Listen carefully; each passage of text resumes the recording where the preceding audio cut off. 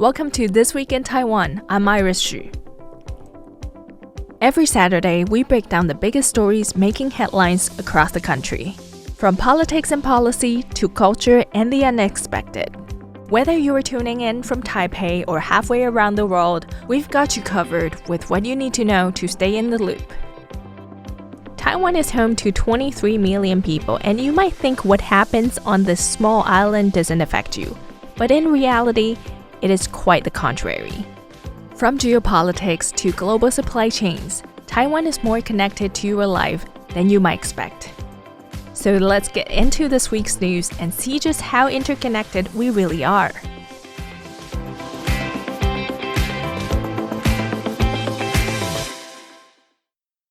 All 24 Kuomintang or KMT lawmakers who face recall votes on Saturday will remain in office. Voters rejected each recall attempt, with disagree votes outnumbering agree votes across the board. In a written statement, KMT Chairman Eric Chu called the outcome a landslide victory. He warned against what he described as hate-driven mobilization, saying no one should be labeled as a traitor or subject to political attack. Chu also urged the public not to interpret the result as a reflection on Taiwan's cross-strait or foreign policy positions. Meanwhile, the ruling Democratic Progressive Party accepted the outcome with humility. DPP Secretary General Lin Youchang said the result offers a moment for calm reflection and a fresh start. He added that as Taiwan's ruling party, the DPP remains committed to upholding democracy and defending national sovereignty.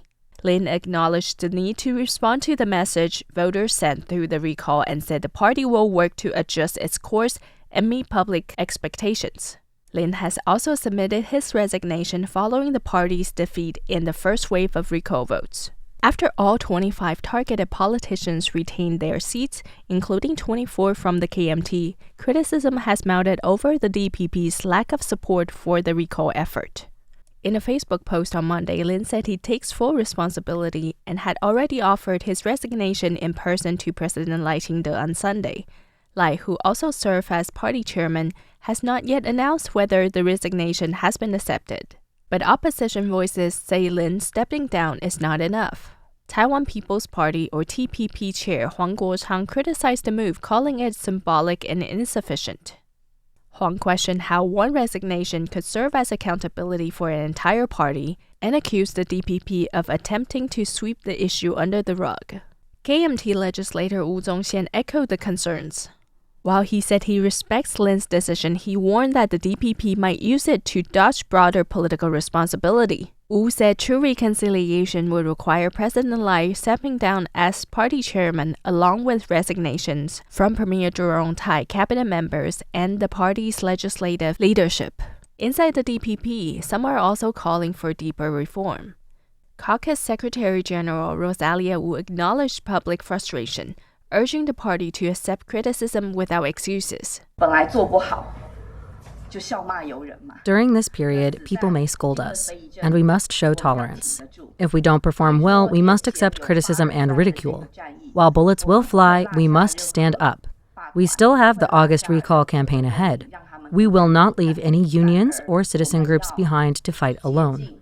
We must do our best to accompany these groups as we all face the August recall campaign. DPP lawmaker Puma Shen also pointed to poor coordination with local recall organizers and called for immediate action. He said the party must go beyond slogans and demonstrate accountability by introducing a clear support plan for the next wave of recall efforts within 1 week.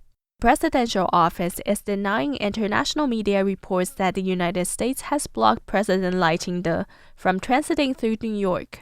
Reuters and the Financial Times reported that the Trump administration has rejected Lai's proposed U.S. stopovers, potentially delaying a planned visit to 3 of Taiwan's diplomatic allies, Paraguay, Guatemala, and Belize, set for early August. But on Tuesday, presidential office spokesperson Karen Guo dismissed those claims, saying no overseas trip is currently scheduled.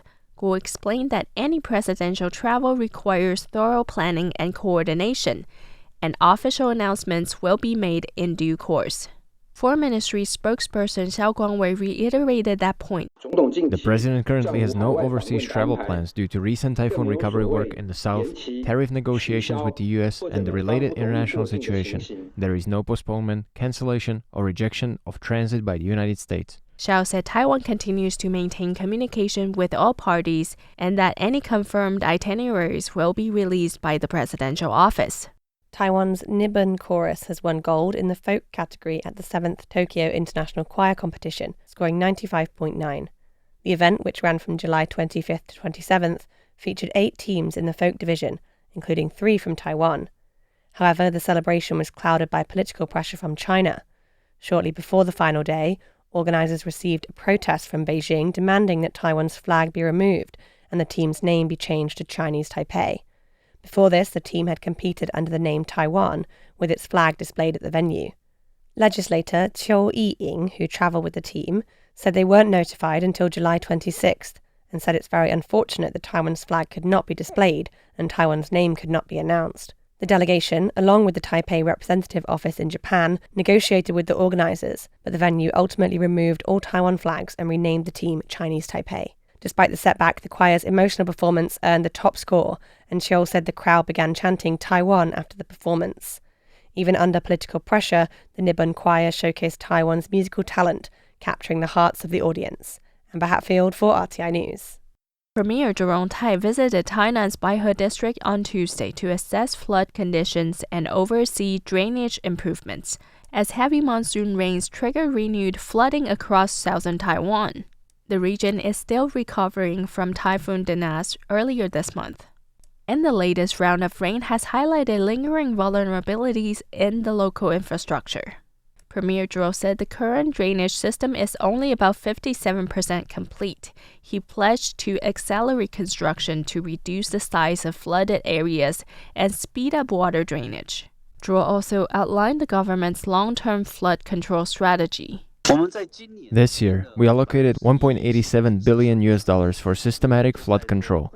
In the past, areas near river sources or sparsely populated regions were left to absorb floodwaters naturally, but now we're improving them as a part of an integrated plan. This is meant to make up for the $2.70 billion spent over the last 8 years and the gaps left by earlier infrastructure programs. But we know that alone isn't enough. Next year, we hope to see smaller flooded areas and faster water drainage. That's why the Water Resources Agency has prepared a multi-year $3.87 billion budget to carry out this work in the coming years.